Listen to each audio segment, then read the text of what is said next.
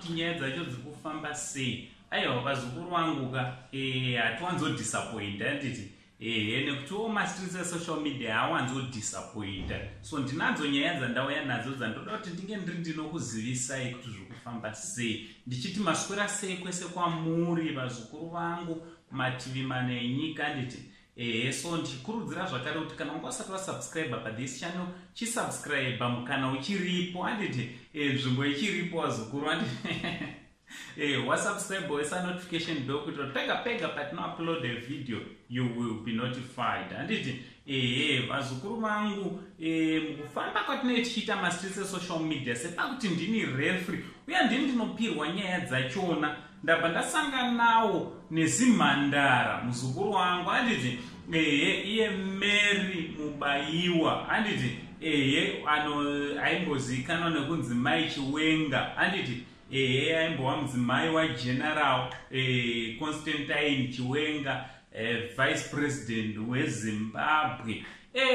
Ari kubatikana nemuviri vazukuru. Mazuva akapera ndofunga takamboona achienda kukoti aritori panhovo handiti, achitosundwa panonzi pawheelchair. Chinova chinhu chinorwadza vazukuru. Pane pasina zvapo zvekuita nekuti mutemo unenge uchida kuti uteerwe, but chinhu chinorwadza kuti munhu kana anga ari panhovo anga ari anozvimanikidzira kunomira pamberi pevatongi handiti, nekuda kwemasituations akasiyana siyana. Tisiri kuda kuti tibate pari zvino. Nyaya yandauya nayo vazukuru, Mary Mubayiwa asvika paazoitawo akaunti kutwitter uko handiti, haazoitawo yekuti ange ari anotaura kana kuratidzawo nekutaurawo nyaya dzake dzinomurwadza handiti, maexperiences wake ari kusangana nawo. Mamwe achona ari mafotos andiri kuisa panapa vazukuru. Chinova chinhu chinorwadza kuti hama yedu mumwe wedu haasi kunzwa zvakanaka, ende mukaona munhu akusvika pakuti aiwa rega ndisvike pandinoisawo nhunha dzangu kune hama dzangu, tisakurumidza tamujaji vazukuru. Sezvakutoita vanhu mastreets esocial media, vanhu vakutaura zvakawanda wanda zvandisiri kuda kuti ndinge ndinotaura, nekuti toiziva kuti ari kutoteerera dzimwe dzenguva anenge achitoonawo vhidhiyo inoi. Handine singada kuti ndinge ndinomurwadzisa handiti, ndosaka ndisina kuuya nezvekutaura vanhu, because vanhu tagara tinenge tine zvatinenge tinazvo zvatinotaura vazukuru vangu.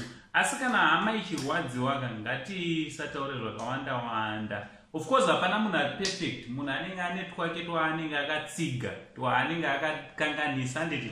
Asi kana munhu ari panguva yekurwadziwa, hatifaniri kudaro handiti, hatifaniri kutaura zvinhu zvakawanda wanda. So ndingokurudzira vazukuru vangu kuti ngatimunamatirewo handiti, ngatingomunamatirewo kuti anga ari anoita zvakanaka. Tasai zvaita maoko ake, tasai makumbo ari kurwadziwa.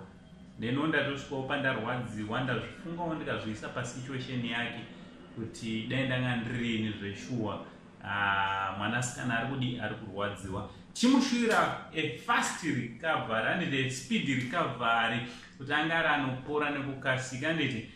Ndo nyaya yandauya nayo vazukuru. Ndinge ndiri ndinokudziva kuti munogona kuenda kunopota muchichekawo kutwitter account yake yaagadzira iyo kuti anga ari anotaurawo maexperience aanosangana nawo. Nauncle Saint, the only Zimbabwean uncle, but that is much love.